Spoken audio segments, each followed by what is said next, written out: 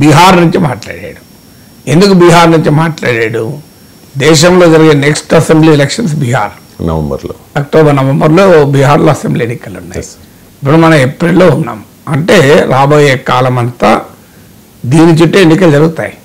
ఇప్పుడు ఈ టెర్రరిస్టుల ఘటన పహల్గామ్ అనేది బీహార్లో కరెంటు, నీళ్లు, రోడ్డు, చదువు, ఆరోగ్యము, ఉపాధి, జీవనోపాధి ఇలాంటి అన్ని సమస్యలు పక్క పడేస్తుంది.